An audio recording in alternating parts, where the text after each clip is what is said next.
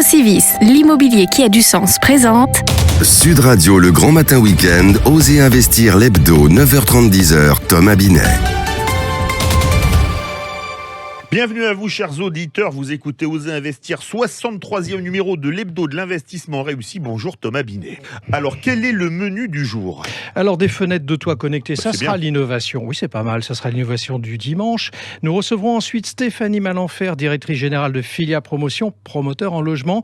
On va continuer avec le mot du dimanche, porté par Bernard Cadot, notre consultant en logement. Et nous terminerons avec Vincent Hu, promoteur sur la région Bretagne, qui va nous faire un focus sur l'immobilier neuf à Rennes. Et en deuxième partie d'émission, nous serons avec Xavier de Namur, restaurateur qu'on ne présente plus.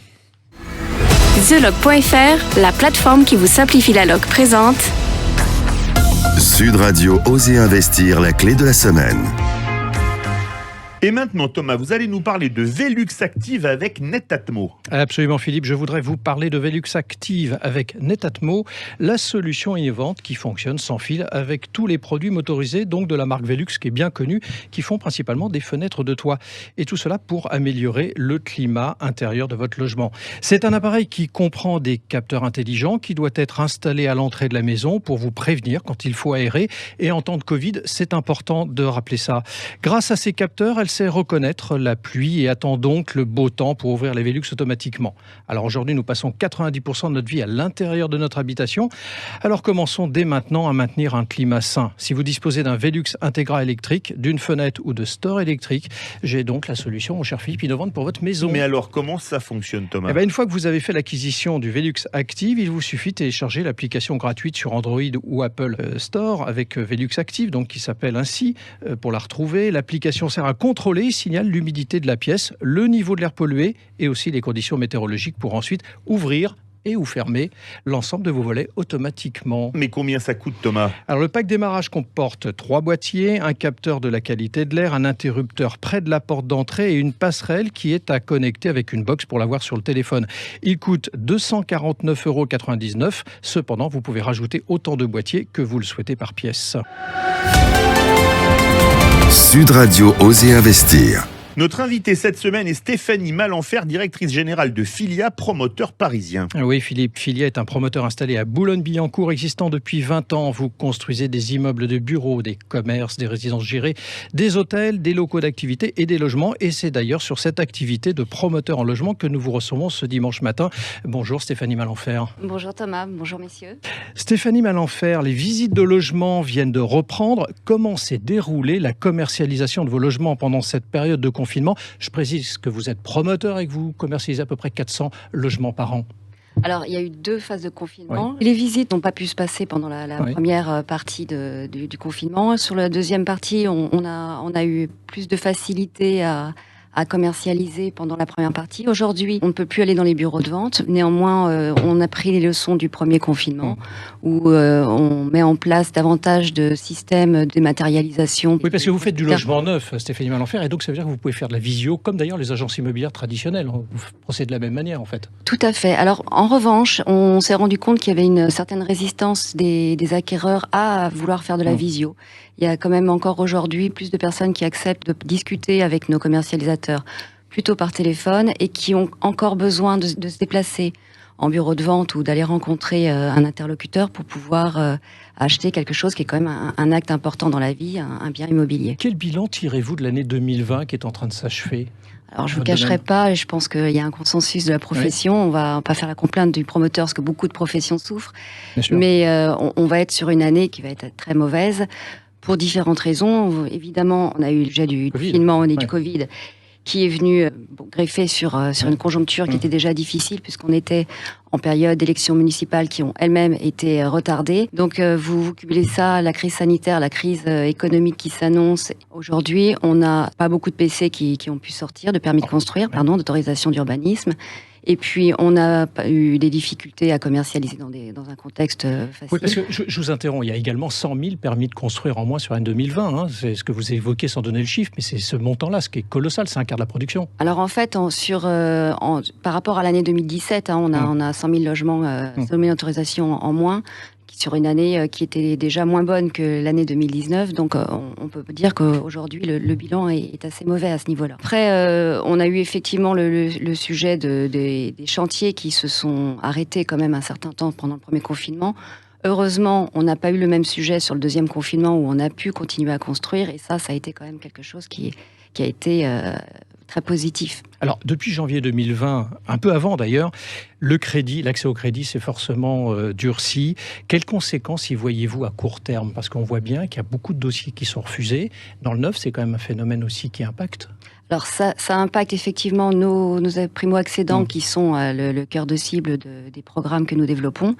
On a effectivement constaté aujourd'hui beaucoup de refus de dossiers, c'est-à-dire que même quand la commercialisation a commencé à être plus dynamique, en retour, on a eu plus de dossiers refusés également, donc ça nous a fait un plus et un moins qui finalement finissent par s'équilibrer et un résultat qui n'est pas forcément bon. L'autre sujet, c'est que pour pouvoir construire et pour pouvoir avoir de la trésorerie, on a besoin de commercialiser. Donc, ça retarde forcément les mises en chantier et les démarrages de chantier. Est-ce que le recours au télétravail depuis plusieurs mois, comme on peut le voir en raison de ce confinement, vous amène à penser les appartements différemment dans leur conception avec les architectes ? Alors, vous avez tout à fait raison. Aujourd'hui, on ne peut pas se passer de cet effet-là. Il y a plusieurs choses qui sont à penser. C'est valable en immobilier entreprise et c'est valable pour le logement. On doit penser les espaces pour être vécus à la fois pour vivre et puis pour pouvoir travailler. Merci Stéphanie Malenfer et je rappelle que vous êtes la directrice générale de Filière. Restez avec nous encore un instant. Sud Radio Oser Investir. Bernard Cadot, vous êtes le consultant d'Oser Investir en logement. Et Bernard, vous venez ce dimanche matin nous proposer le mot de la matinale, qui est le mot appartement. Oui, Thomas, appartement qui vient du latin appartementum, qui vient lui-même de ad et de partiri, qui signifie partager. Vous aurez compris, il y a de la division dans l'air. C'est aussi l'idée de se mettre à l'écart des autres. Et ça date de quand, Bernard, ce mot ? Alors, ce mot, il remonterait au XVIe siècle. Bon, aujourd'hui, si on veut le définir, on pourrait dire qu'il s'agit d'un ensemble de pièces formant une habitation indépendante dans un immeuble collectif. Et ça commence d'ailleurs à partir d'une seule pièce. Mais selon les régions, on dira plutôt un F3 pour désigner un 3 pièces en région parisienne et un T3 pour désigner le même appartement, mais en province cette fois-ci. Voilà. Bien Bernard, mais alors encore, ça veut dire quoi ? Un peu plus loin ? Au-delà de cette coquetterie de langage, les appartements sont d'abord des marqueurs anonymes, mais bien réels de leur temps, des conditions économiques, de leur environnement, de l'évolution des modes de vie. Les appartements haussmanniens, par exemple, ne ressemblent pas à ceux d'aujourd'hui. Il n'y avait pas de terrasse car on ne se montrait pas et on ne prenait pas le soleil. Le climat influence également la typologie de ces appartements. D'autres changements à attendre ? Oui, conséquence des contraintes économiques et des modes de vie qui changent. Les constructeurs, et on vient d'en parler, sont très attentifs à la demande de leurs clients. Ils ont modifié leur offre. Des séjours plus grands, des cuisines ouvertes, des balcons ou des terrasses, avec des surfaces habitables qui restent encore inférieures. La grande tendance du moment, issue du co-living, ce sont les espaces communs qui se tournent vers le télétravail, les laveries, les cuisines communes et des espaces privatifs plus petits. Alors je vais vous épargner ce matin les extrêmes comme ce que j'ai pu observer au Japon, à savoir des appartements réduits aux seules chambres et sanitaires et des séjours que l'on loue quand on a envie de recevoir. Ça donne envie Bernard. Alors à quoi devrons-nous nous attendre ? Alors, en attendant, les promoteurs, et notre invité nous l'a dit tout à l'heure, les promoteurs français regardent très sérieusement l'influence du télétravail à la maison.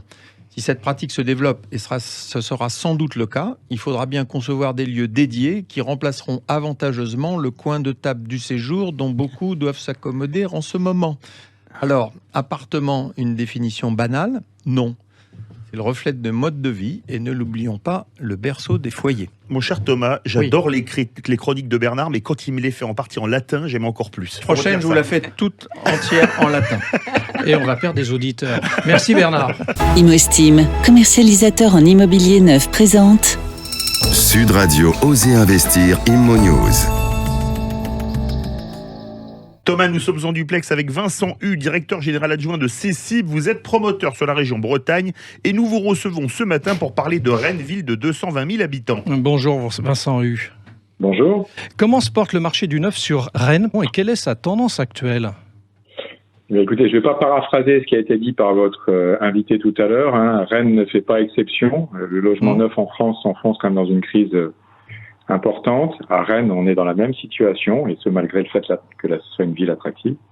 Donc Rennes, c'est d'abord une crise de l'offre. On a perdu 30% de notre mise en commercialisation sur le début de l'année 2020 par rapport aux 9 premiers mois de l'année 2019. Donc 30% de moins de mise en vente. Et ça, pour les raisons qui ont été évoquées, c'est-à-dire le confinement, mais aussi le contexte préélectoral, le temps entre les deux tours. Et donc, tout ça fait qu'aujourd'hui, on n'a plus assez de logements à vendre pour répondre à la demande. C'est d'abord une crise d'offre. Oui. Et ensuite, c'est aussi une crise de demande. Et c'est accentué par ce qui a été évoqué tout à l'heure, c'est-à-dire un resserrement des conditions de prêt, notamment pour les primo-accédants. Alors, Vincent Hu, au-delà de la situation de chacun, si je souhaite faire un placement sur Rennes, vers quel type de bien dois-je m'orienter ? Les standards, ils n'ont pas bougé. C'est toujours les mêmes réflexions. La question de l'emplacement reste toujours centrale. Et puis, en fonction de la ville sur laquelle vous allez investir, à Rennes est une ville avec 70 000 étudiants, donc il y a un gros bassin d'étudiants et de jeunes actifs. Donc évidemment que les petites typologies T1, T2 peuvent être des bons investissements. C'est aussi des typologies de logements qui peuvent muter dans le temps, c'est-à-dire rentrer sur un logement neuf type Pinel, en défiscalisation, peut aussi permettre au bout de quelques années de le transformer en meublé et donc de répondre à d'autres problématiques d'investissement. Merci Vincent Hu d'être intervenu dans Osez Investir. Restez avec nous, on revient dans un instant avec le club Osez Investir et Xavier Denamur, restaurateur. Sud Radio, le grand matin week-end, Osez Investir l'hebdo, 9h30, 10h, Thomas Binet. Avec Procivis, l'immobilier qui a du sens.